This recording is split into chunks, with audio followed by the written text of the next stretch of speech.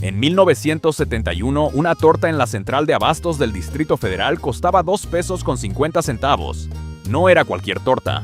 Era pan bolillo recién salido de la panadería de la colonia Guerrero, con frijoles refritos untados de lado a lado, una rebanada de queso amarillo de marca La Vaquita y un chile jalapeño en vinagre que te hacía sudar aunque afuera estuviera fresco.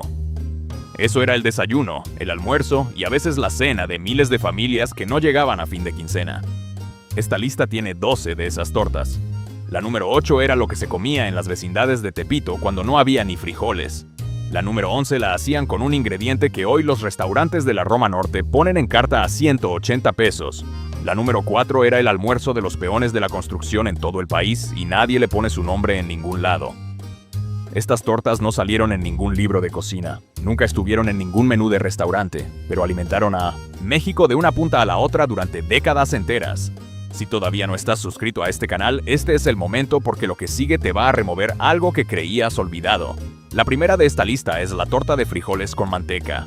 En 1968, en los mercados de barrio de Guadalajara, un bolillo costaba 40 centavos. Los frijoles negros refritos con manteca de cerdo eran lo que quedaba en la cazuela de barro del día anterior. Se untaban calientes directamente sobre el pan abierto, todavía con vapor. Sin otro ingrediente, sin jitomate, sin aguacate, sin nada que costara más. Se le ponía sal y si había, una rajita de chile serrano crudo partido a la mitad con la uña. Llegabas al mercado antes de las 7 de la mañana y había señoras que ya vendían esas tortas envueltas en papel de estraza húmedo por el calor del frijol. El olor a manteca caliente se mezclaba con el de la tierra mojada del piso de cemento y con el humo de los puestos de atole de 3 pasos más. Allá, te la comías parado, no había mesa, no había tiempo, y sabía mejor que cualquier cosa que hayas pagado después. La segunda es la torta de papas con chorizo. En los años 70, en el mercado de la Merced, el chorizo de cerdo costaba 12 pesos el kilo y alcanzaba para 3 o 4 tortas generosas. Las papas se cocían primero en agua con sal, se pelaban con los dedos quemándose los yemas y se freían en la misma grasa que soltaba el chorizo al calentarse. Esa combinación de papa y chorizo en manteca de la propia carne era un arte que no necesitaba receta porque el olor avisaba cuando estaba lista. En Monterrey le ponían queso asadero encima y lo asaban en el comal hasta que el queso hacía burbujas. En el Distrito Federal la comían sin más, nada más con la salsa de chile de árbol que cada puesto tenía en un tarro de vidrio reutilizado de mayonesa. Una torta te duraba en el estómago 5 horas. Para quien trabajaba de pie todo el día, eso no era un lujo. Era una necesidad. La tercera es la torta de huevo con rajas. El huevo era lo que había. Las rajas de chile poblano asado sobre el comal de hierro, peladas con paciencia, cortadas en tiras largas, salteadas con cebolla en aceite de maíz.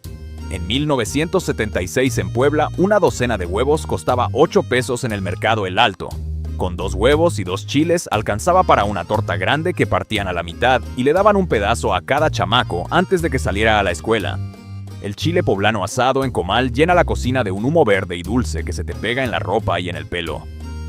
Años después, cuando ya no vivías en esa casa, si pasabas junto a un puesto que estuviera asando chiles, te parabas en seco en la banqueta sin saber exactamente por qué. La cuarta es la torta de chicharrón en salsa verde.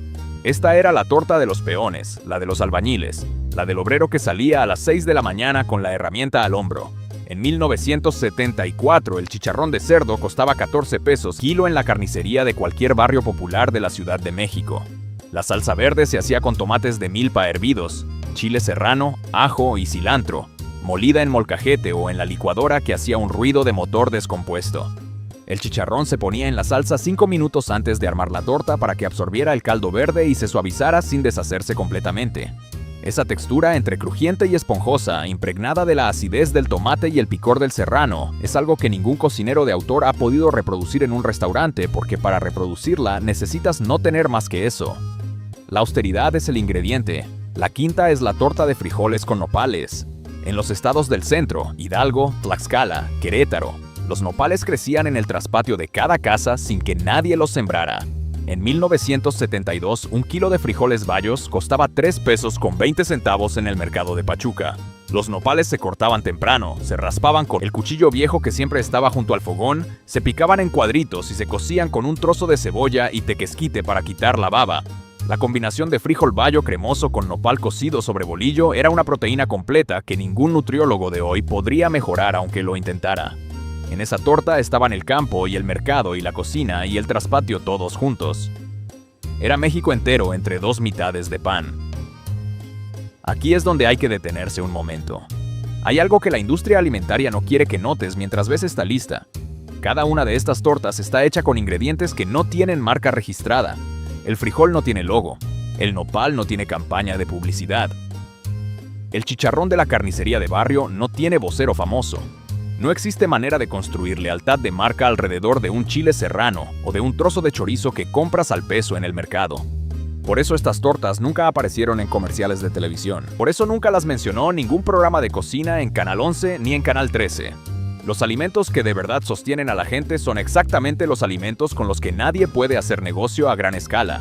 El margen de ganancia de un kilo de frijoles es de centavos. El margen de una torta de cadena de comida rápida es de pesos. Las cuentas son así de claras y así de crueles. Hoy te venden un sándwich de cadena a 85 pesos que tiene menos nutrientes que una torta de frijoles con manteca de 1970 que costaba 2 pesos. Y el sándwich de cadena viene en una caja con colores brillantes que te hace sentir que estás comiendo algo moderno. Mientras tanto, lo que te sostenía de verdad ya casi nadie lo hace. La sexta es la torta de atún con chile. En los años 80, cuando el atún en lata empezó a bajar de precio después de que México amplió su flota pesquera industrial, una lata de atún Dolores de 180 gramos costaba 4 pesos con 50 en la tiendita de la esquina. Esa lata alcanzaba para 2 tortas si le ponías suficiente chile jalapeño en escabeche picado finito y jitomate partido en cubos. En la Ciudad de México era el almuerzo de las secretarias del centro que compraban en los puestos ambulantes de Venustiano Carranza. En Mazatlán le ponían mayonesa casera hecha con aceite de girasol y limón y era otra cosa completamente distinta. El olor del atún abriéndose en una oficina de gobierno dividía a la humanidad entre los que fruncían la nariz y los que levantaban la cabeza con interés. Todos sabemos de qué lado estábamos. La séptima es la torta de pierna con todo. Esta era la torta de fiesta cotidiana, la de los cumpleaños de barrio y las posadas y los bautizos donde no alcanzaba para más. En 1979 en la Ciudad de México, una pierna de cerdo horneada costaba alrededor de 80 pesos el kilo en la carnicería. Para una fiesta de 40 personas hacías 2 piernas y de lo que sobraba al día siguiente, se armaban las tortas. La pierna fría desmenuzada a mano, jitomate en rebanadas, cebolla morada en aros delgados, crema ácida de rancho que era más espesa que cualquier crema de supermercado, aguacate y frijoles refritos que actuaban de pegamento entre el pan y todos los demás ingredientes. En Morelia le ponían chile manzano encurtido. En Jalisco las rajas de chile de agua. En el Distrito Federal la salsa verde cruda que te picaba desde la primera mordida. Era la misma torta y era completamente diferente según en qué banqueta te la comías. La octava es la torta de frijoles con queso de puerco. El queso de puerco, que no es queso sino una cabeza de cerdo prensada con especias y envuelta en su propia gelatina, costaba en 1975 alrededor de 18 pesos el kilo en las carnicerías de Tepito. Era lo que quedaba del animal después de todo lo demás. La cabeza, las orejas, el hocico, la lengua, todo cocido durante horas, con comino y orégano y pimienta gorda, prensado en un molde y dejado enfriar hasta que cuajara en rebanadas que se cortaban como embutido. Con frijoles negros refritos y una capa generosa de ese queso de puerco sobre el bolillo tostado, tenías una torta que sabía a horas de cocción, a especias de mercado, a nada que puedas comprar en ningún supermercado moderno porque ningún supermercado moderno lo vende. Lo borraron del anaquel porque no encajaba en la estética de lo que se supone que debes comer. La novena es la torta de nata con cajeta. Esta era la torta dulce, la del recreo de la escuela. La de los 10 centavos en 1969, que una señora vendía desde una canasta de carrizo, cubierta con un mantel bordado en la entrada de la primaria Benito Juárez de la colonia Santa María la Ribera. La nata se recogía de la superficie de la leche bronca que se calentaba cada mañana, espesa, amarillenta, con ese sabor a leche fresca y a grasa que no tiene ningún parecido con ningún producto lácteo de caja. Untada sobre un bolillo y con un hilo de cajeta de Celaya encima era exactamente lo que un niño de 8 años necesitaba para aguantar hasta la 1 de la tarde. No había valor nutricional en la etiqueta porque no había etiqueta. Solo había una señora que sabía hacerla y que la hacía cada mañana con lo que conseguía en la lechería de la esquina. ¿Cuántos de ustedes la compraban sin decirle a la mamá porque ella decía que engordaba? La décima es la torta de sardinas. En los 70 en los mercados del puerto de Veracruz, las sardinas en salsa de jitomate de lata eran lo más barato del anaquel de conservas. 90 centavos la lata en 1973. Sobre un bolillo partido y untado con la salsa de jitomate de la propia lata. las sardinas aplastadas con el tenedor, rodajas de cebolla morada, chile habanero en vinagre y un chorrito de limón. Era una torta marina, ácida y picante, que olía a mar aunque estuvieras en la colonia Portales, a 800 kilómetros de cualquier costa. En el interior del país era la torta del viernes de Cuaresma para las familias que no podían comprar pescado fresco. Un viernes de Cuaresma en una vecindad de la Ciudad de México olía a sardinas en lata calentadas en la cocineta desde las 12 del día. Ese olor no era elegante, pero era real y era suficiente. Aquí hay algo que se ha perdido sin que nadie lo declarara muerto oficialmente. El conocimiento de cómo estirar un ingrediente barato hasta convertirlo en algo digno de sentarse a la mesa. Las abuelas tenían ese conocimiento en los dedos, no en la cabeza. No lo aprendieron en ningún libro. Lo absorbieron de ver a su propia madre y a la madre de su madre hacer lo mismo con lo mismo en cocinas que no tenían estufa de gas hasta bien entrados los años 60. Ese conocimiento no se escribe, no se fotografía, no se sube a ningún canal. Se muere cuando se muere la persona que lo tiene. Y en los últimos 30 años, ese conocimiento se ha muerto en millones de cocinas de México mientras los nietos aprendían a pedir pizza a domicilio. No es culpa de nadie en particular. Es el precio de una modernidad que llamamos progreso, pero que tiene un costo que nunca aparece en ninguna columna de economía. La 11ª es la torta de flor de calabaza con epazote. En los mercados de Oaxaca, en 1977, la flor de calabaza costaba 4 pesos el kilo y era tan abundante en temporada de lluvias que los campesinos la regalaban en los tianguis de la sierra porque no sabían qué hacer con tanto. Las flores se limpiaban quitándoles el pistilo, se salteaban con ajo y epazote fresco en aceite, se mezclaban con un huevo batido que las ligaba en una especie de revoltijo dorado y aromático. Sobre un bolillo era una torta que olía a campo en temporada de aguas, a tierra húmeda, a hierba silvestre. El epazote le daba ese amargor medicinal que o te encanta o no puedes con él. Hoy en los restaurantes de la Condesa la llaman tostada de flor de calabaza al wok con reducción de epazote y te cobran 160 pesos. Tu abuela la hacía en un anafre con 3 pesos de ingredientes y sobraba para el molcajete de salsa. No era platillo de restaurante, no salió en ningún libro de Larousse, no se sirvió nunca en mesa con mantel blanco, pero alimentó a 4 generaciones de familias en el centro y sur de México, sin que nadie se quejara ni una sola vez de lo que les pusieron enfrente. La 12ª es la torta de frijoles con hierba santa y queso de Oaxaca. Esta es la que cierra la lista porque es la que más se acerca a un secreto regional que casi nadie fuera de Oaxaca conoce. En 1980, en el mercado Benito Juárez de la ciudad de Oaxaca, el queso de hebra costaba 40 pesos el kilo. La hierba santa, esa hoja grande y redonda que huele a anís y a regaliz verde, se conseguía en cualquier puesto de verduras por centavos o directamente del árbol del patio. Los frijoles negros oaxaqueños, más cremosos y con más cuerpo que cualquier otro frijol del país, se untaban espesos sobre la telera. Encima, iba una hoja de hierba santa que cubría todo el pan y encima el queso de hebra deshebrado con los dedos mientras todavía estaba tibio del día. La combinación de frijol negro con el anís vegetal de la hierba santa y la salinidad del queso fresco era una arquitectura de sabores que ningún restaurante de fusión ha logrado superar a pesar de intentarlo con ingredientes a 300 pesos el plato. Una olla de frijoles. 4 días, menos de 20 pesos en 1980. Una mujer sola en una cocina de adobe con el fogón de leña encendido desde las 6 de la mañana.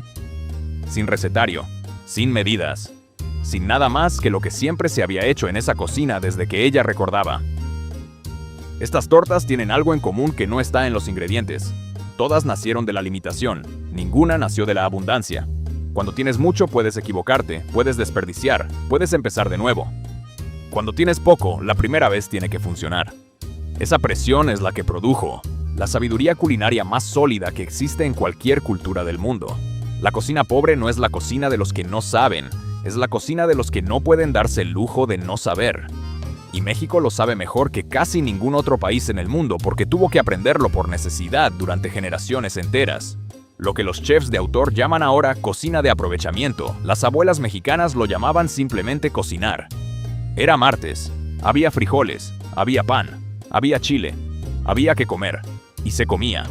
Esta semana prepara una de estas tortas, solo una, la de chicharrón con salsa verde si todavía sabes dónde comprar el chicharrón bueno.